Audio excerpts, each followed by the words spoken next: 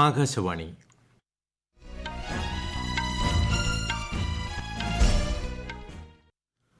നമസ്കാരം. വാർത്തകൾ വായിക്കുന്നത് ഉദയൻ കിളിയന്നൂർ. പ്രധാന വാർത്തകൾ. ഭൂട്ടാന്റെ പരമോന്നത സിവിലിയൻ ബഹുമതി പ്രധാനമന്ത്രി നരേന്ദ്രമോദി ഏറ്റുവാങ്ങി. ഉഭയകക്ഷി ബന്ധം ശക്തിപ്പെടുത്തുന്നതിനായി ഇരു രാജ്യങ്ങളും കരാറുകളിൽ ഒപ്പുവച്ചു. ഉപഗ്രഹ വിക്ഷേപണത്തിനും ചെലവ് കുറയ്ക്കുന്നതിനുമുള്ള ഇന്ത്യയുടെ സുപ്രധാന ചുവടുവയ്പായ പുഷ്പക് ദൌത്യം വിജയകരമായി പൂർത്തിയാക്കി ISRO. മദ്യനയ കേസിൽ അറസ്റ്റിലായ ഡൽഹി മുഖ്യമന്ത്രി അരവിന്ദ് കെജ്രിവാളിനെ എൻഫോഴ്സ്മെന്റ് ഡയറക്ടറേറ്റ് കോടതിയിൽ ഹാജരാക്കി. അപേക്ഷയിൽ കോടതി തീരുമാനം ഉടൻ. നിർമ്മിത ബുദ്ധിയുമായി ബന്ധപ്പെട്ട ആദ്യ പ്രമേയം ഐക്യരാഷ്ട്രസഭ അംഗീകരിച്ചു. AI സാങ്കേതികവിദ്യ മനുഷ്യാവകാശങ്ങളെ മാനിക്കുന്നതെന്ന് ഉറപ്പാക്കണമെന്ന് പ്രമേയം. ലോക്സഭാ തെരഞ്ഞെടുപ്പ് സ്വതന്ത്രവും നീതിയുക്തവുമെന്ന് ഉറപ്പാക്കാൻ 2100 അംഗ നിരീക്ഷക സമിതിയെ ചുമതലപ്പെടുത്തി കേന്ദ്ര തെരഞ്ഞെടുപ്പ് കമ്മീഷൻ. IPL ക്രിക്കറ്റ് 17ാം സീസണ് ഇന്ന് തുടക്കം. ഉദ്ഘാടന മത്സരം രാത്രി 8-ന് ചെന്നൈ സൂപ്പർ കിങ്സും റോയൽ ചലഞ്ചേഴ്സ് ബംഗളൂരുവും തമ്മിൽ. വാർത്തകൾ വിശദമായി. പ്രധാനമന്ത്രി നരേന്ദ്രമോദി 2 ദിവസത്തെ സന്ദർശനത്തിനായി ഭൂട്ടാനിലെത്തി. ഇന്ന് രാവിലെ പാറോയിലെത്തിയ ശ്രീ നരേന്ദ്രമോദിയെ ഭൂട്ടാൻ പ്രധാനമന്ത്രി ഷെറിംഗ് ടോബ്ഗെയുടെ നേതൃത്വത്തിൽ സ്വീകരിച്ചു. ഭൂട്ടാന്റെ പരമോന്നത സിവിലിയൻ ബഹുമതിയായ order of the drug Gyalpo Bhutan രാജാവ് ജിഗ്മെ ഖേസർ നാംഗ്യേൽ വാങ്ചുങ് പ്രധാനമന്ത്രി നരേന്ദ്രമോദിക്ക് സമ്മാനിച്ചു. വിശദാംശങ്ങളിലേക്ക്. ഭൂട്ടാന്റെ പരമോന്നത സിവിലിയൻ ബഹുമതി തന്റെ വ്യക്തിപരമായ നേട്ടമല്ല, മറിച്ച് 140 കോടി ഇന്ത്യക്കാരുടെയും അഭിമാനമാണെന്ന് പ്രധാനമന്ത്രി നരേന്ദ്രമോദി. എല്ലാ ഇന്ത്യക്കാരെയും പ്രതിനിധീകരിച്ച് അദ്ദേഹം ബഹുമതി സ്വീകരിക്കുകയും അവാർഡ് ലഭിച്ചതിൽ നന്ദി അറിയിക്കുകയും ചെയ്തു. തിംഫുവിലെ തഷി ചോത്സോങ് കൊട്ടാരത്തിലെത്തിയ പ്രധാനമന്ത്രി നരേന്ദ്രമോദി ഭൂട്ടാൻ രാജാവുമായി ചർച്ച നടത്തി. സവിശേഷവും അതുല്യവുമായ ഇന്ത്യ ഭൂട്ടാൻ സൌഹൃദത്തെ പുതിയ തലങ്ങളിലേക്ക് എത്തിക്കാനുള്ള ക്രിയാത്മക ചർച്ചകൾക്ക് കൂടിക്കാഴ്ച വഴിയൊരുക്കി. ഉഭയകക്ഷി ബന്ധം ശക്തിപ്പെടുത്തുന്നതിന്റെ ഭാഗമായി ഇന്ത്യയും ഭൂട്ടാനും നിരവധി കരാറുകളിൽ ഒപ്പുവച്ചു. പ്രധാനമന്ത്രി നരേന്ദ്രമോദിയുടെയും ഭൂട്ടാൻ പ്രധാനമന്ത്രി ഷെറിംഗ് ടോബ്ഗെയുടെയും സാന്നിധ്യത്തിൽ രേഖകൾ കൈമാറി. വികസനം, ജലവൈദ്യുതി, ഡിജിറ്റലൈസേഷൻ, സാമ്പത്തിക ഉൾച്ചേർക്കൽ, ആരോഗ്യം, വിദ്യാഭ്യാസം എന്നിവയുൾപ്പെടെയുള്ള മേഖലകളിലെ നിരവധി പദ്ധതികളിൽ ഇന്ത്യ ഭൂട്ടാനെ പിന്തുണയ്ക്കുന്നുണ്ട്. തിംഫുവിൽ Gyaltsuen Jetsun Pema mother and child ഹോസ്പിറ്റലിന്റെ ഉദ്ഘാടനം പ്രധാനമന്ത്രി നാളെ നിർവഹിക്കും. ഇന്ത്യയുടെ സഹായത്തോടെയാണ് അത്യാധുനിക ആശുപത്രി തിംഫുവിൽ നിർമ്മിച്ചിരിക്കുന്നത്. News desk Akashvani. മദ്യനയ കേസിൽ അറസ്റ്റിലായ ഡൽഹി മുഖ്യമന്ത്രി അരവിന്ദ് കെജ്രിവാളിനെ എൻഫോഴ്സ്മെന്റ് ഡയറക്ടറേറ്റ് കോടതിയിൽ ഹാജരാക്കി. 10 ദിവസത്തെ കസ്റ്റഡിയാണ് എൻഫോഴ്സ്മെന്റ് ഡയറക്ടറേറ്റ് കോടതിയോട് ആവശ്യപ്പെട്ടിരിക്കുന്നത്. അപേക്ഷയിൽ കോടതി തീരുമാനം ഉടൻ പറയുമെന്നാണ് പ്രതീക്ഷിക്കുന്നത്. ED ഓഫീസിലെ ചോദ്യം ചെയ്യലിന് ശേഷമാണ് കെജ്രിവാളിനെ റോസ് അവന്യൂ കോടതിയിൽ എത്തിച്ചത്. കെജ്രിവാളിന്റെ അറസ്റ്റ് നടപടിക്രമങ്ങൾ പാലിച്ചാണെന്ന് ED കോടതിയിൽ വിശദീകരിച്ചു. നിർണായക വിവരങ്ങൾക്കായി കേസിലെ മറ്റ് പ്രതികൾക്കൊപ്പം അരവിന്ദ് കെജ്രിവാളിനെ ചോദ്യം ചെയ്യേണ്ടതുണ്ട് എന്നതാണ് EDയുടെ വാദം. EDയ്ക്കായി additional solicitor general SV Raju ഹാജരായി. കെജ്രിവാളിനായി മുതിർന്ന അഭിഭാഷകൻ മനു അഭിഷേക് സിംഗ്വിയാണ് ഹാജരായത്. കോടതിക്ക് പുറത്ത് കനത്ത സുരക്ഷയാണ് ഏർപ്പെടുത്തിയത്. കഴിഞ്ഞ ദിവസം രാത്രിയാണ് മദ്യനയക്കേസിൽ കെജ്രിവാളിനെ ED അറസ്റ്റ് ചെയ്യുന്നത്. മുഖ്യമന്ത്രിയുടെ വസതിയിലെത്തി ചോദ്യം ചെയ്തതിന് പിന്നാലെയാണ് അറസ്റ്റ് രേഖപ്പെടുത്തിയത്. കേസിൽ ചോദ്യം ചെയ്യലിനായി ED 9 സമൻസുകൾ അയച്ചെങ്കിലും ഇത് രാഷ്ട്രീയ പ്രേരിതമാണെന്ന് ചൂണ്ടിക്കാട്ടി അരവിന്ദ് കെജ്രിവാൾ ഹാജരായിരുന്നില്ല.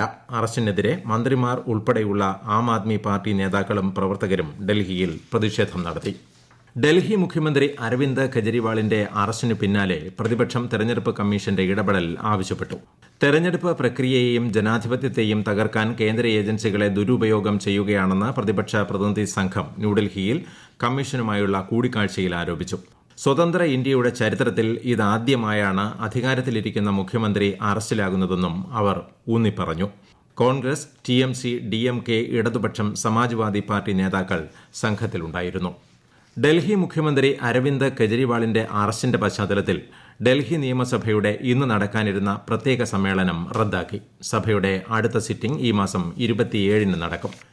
ലോക്സഭാ തെരഞ്ഞെടുപ്പ് സ്വതന്ത്രവും നീതിയുക്തവുമാണെന്ന് ഉറപ്പാക്കാൻ 2100 പേരടങ്ങിയ നിരീക്ഷക സമിതിയെ കേന്ദ്ര തെരഞ്ഞെടുപ്പ് കമ്മീഷൻ ചുമതലപ്പെടുത്തി. ഇവർ ജില്ലാ തെരഞ്ഞെടുപ്പ് ഓഫീസർമാരുടെയും റിട്ടേണിംഗ് ഓഫീസർമാരുടെയും മേൽനോട്ടം വഹിക്കും. തെരഞ്ഞെടുപ്പ് പ്രക്രിയയിലെ അനിഷ്ട സംഭവങ്ങൾ തടയുകയും സുരക്ഷാ സേനയെ വിന്യസിക്കുന്നതും അടക്കമുള്ള പ്രവർത്തനങ്ങളുടെ ഉത്തരവാദിത്വം നിരീക്ഷകർക്കായിരിക്കും. നീതിപൂർവമായ തെരഞ്ഞെടുപ്പ് നടപടികൾ ഉറപ്പാക്കാൻ ഉദ്യോഗസ്ഥരുടെയും വോട്ടിംഗ് മെഷീനുകളുടെയും നിരീക്ഷണവും ഇവരുടെ ചുമതലയിൽപ്പെട്ടതായിരിക്കും. നിരീക്ഷകർ അവർക്ക് ചുമതലപ്പെട്ട മണ്ഡലങ്ങളിൽ തുടരുകയും വെബ്സൈറ്റുകളും വിവിധ മീഡിയ പ്ലാറ്റ്ഫോമുകളും ഉപയോഗിച്ച് തെരഞ്ഞെടുപ്പ് നടപടികൾ വിലയിരുത്തുകയും ചെയ്യും. ISROയുടെ പുനരുപയോഗ വിക്ഷേപണ വാഹനമായ പുഷ്പക് ഇന്ന് രാവിലെ കർണാടകയിലെ ചിത്രദുർഗയിലെ എയറോനോട്ടിക്കൽ ടെസ്റ്റ് റേഞ്ചിൽ വിജയകരമായി ഇറക്കി. ബഹിരാകാശ പേടകത്തിന്റെ പ്രവർത്തനവും ലാൻഡിംഗും ഊർജ്ജ മാനേജ്മെന്റും പൂർണ്ണമായും കുറ്റമറ്റ രീതിയിൽ നടപ്പാക്കിയതിന് ISRO ചെയർമാൻ S. സോമനാഥ് ടീമിനെ അഭിനന്ദിച്ചു. ഇന്ന് നടന്ന രണ്ടാമത്തെ പരീക്ഷണത്തിൽ ബ്രേക്ക് പാരച്യൂട്ട്, ലാൻഡിംഗ് ഗിയർ ബ്രേക്കുകൾ, nose wheel steering system, board navigation ഹാർഡ്വെയറും സോഫ്റ്റ്വെയറും ഉയർന്ന വേഗതയുള്ള ലാൻഡിംഗ് സൃഷ്ടിക്കുന്ന സാഹചര്യങ്ങളെ നേരിടാനുള്ള കഴിവും ISRO വിജയകരമായി പരീക്ഷിച്ചു. ഇന്നത്തെ പരീക്ഷണം നിരവധി ഉപഗ്രഹങ്ങൾ വിക്ഷേപിക്കാനും അതുവഴി ചെലവ് കുറയ്ക്കാനും ഇന്ത്യയുടെ ഭാവി പുനരുപയോഗ വിക്ഷേപണ വാഹനം നിർമ്മിക്കുന്നതിനുള്ള സുപ്രധാന ചുവടുവയ്പ്പാണ്. ഈ വാർത്തകൾ ആകാശവാണിയിൽ നിന്ന്. ആകാശവാണി വാർത്തകളും വാർത്താധിഷ്ഠിത പരിപാടികളും all India radio news Thiruvananthapuram എന്ന യൂട്യൂബ് ചാനലിൽ ലഭ്യമാണ്. കൂടുതൽ വാർത്തകൾക്കായി @all India radio news Thiruvananthapuram എന്ന ഫേസ്ബുക്ക് പേജും @AER_News_TVM എന്ന എക്സ് ഹാൻഡിലും സന്ദർശിക്കാം. നിർമ്മിത ബുദ്ധിയുമായി ബന്ധപ്പെട്ട ആദ്യ പ്രമേയം ഐക്യരാഷ്ട്രസഭ ജനറൽ അസംബ്ലി അംഗീകരിച്ചു. AI സാങ്കേതികവിദ്യ മനുഷ്യാവകാശങ്ങളെ മാനിക്കുന്നതും സുരക്ഷിതവും എല്ലാ രാജ്യങ്ങൾക്കും പ്രയോജനപ്രദവും വിശ്വാസയോഗ്യവുമാണെന്ന് ഉറപ്പാക്കാൻ ശ്രമിക്കണമെന്ന് പ്രമേയം അനുശാസിക്കുന്നു. വികസിത രാജ്യങ്ങളും വികസ്വര രാജ്യങ്ങളും തമ്മിലുള്ള ഡിജിറ്റൽ അന്തരം AI മുഖാന്തരം അവസാനിപ്പിക്കാനും പ്രമേയം ലക്ഷ്യമിടുന്നു. പ്രമേയത്തിന് 193 UN അംഗരാജ്യങ്ങളുടെയും പിന്തുണ ലഭിച്ചു.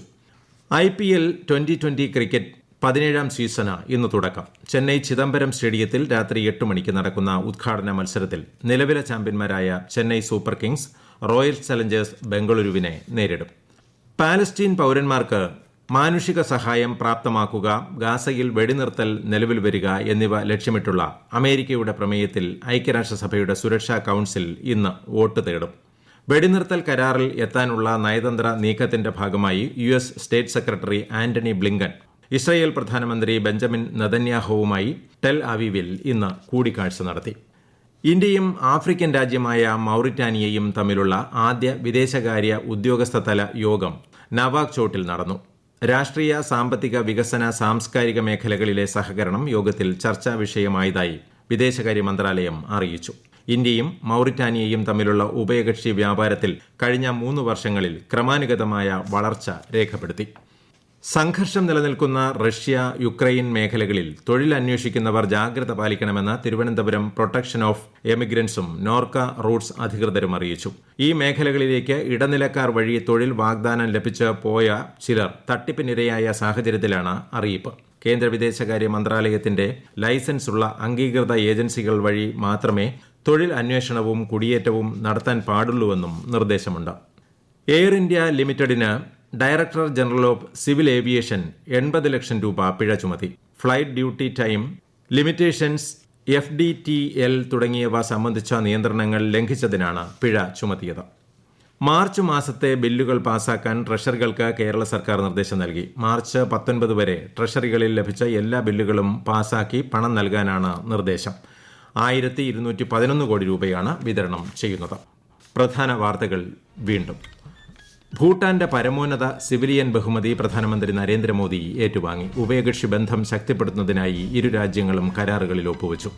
ഉപഗ്രഹ വിക്ഷേപണത്തിനും ചെലവ് കുറയ്ക്കുന്നതിനുമുള്ള ഇന്ത്യയുടെ സുപ്രധാന ചുവടുവയ്പായ പുഷ്പക് ദൌത്യം വിജയകരമായി പൂർത്തിയാക്കി ISRO.